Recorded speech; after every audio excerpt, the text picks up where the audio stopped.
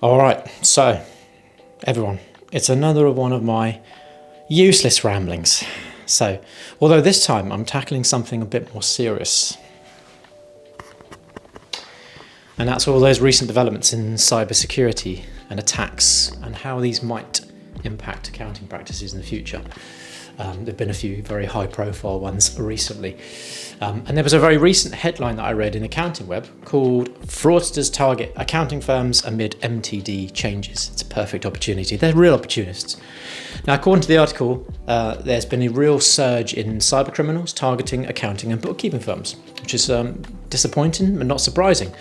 Especially all the changes that are going on with making tax digital. They're jumping on that bandwagon. And all the things like updates to your software, they're taking advantage of all these things.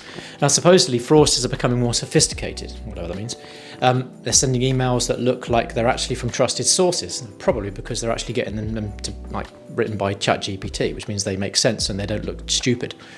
But it's the usual kind of thing, urging you to click on links, provide data, usually sensitive, some information like that. So still not that sophisticated, but it's these old tricks that seem to work time and again, still to this day. So it's crucial to be vigilant. And remember, the biggest risk to security is still a person. Not a bad person, just someone who's busy, distracted, not paying attention, and they get caught out. So always double check email addresses for the senders. Avoid clicking on any suspicious link. Avoid clicking any links, to be honest with you. Ensure your software is up to date with the latest security patches and filters and stoppers. And if that doesn't give you peace of mind enough, well, then there's always bots like Beanies, for example, who are statistically more secure. So I'm curious, how concerned are you in your firm about these cyber threats? Have you or your firm taken steps to bolster your cybersecurity measures recently?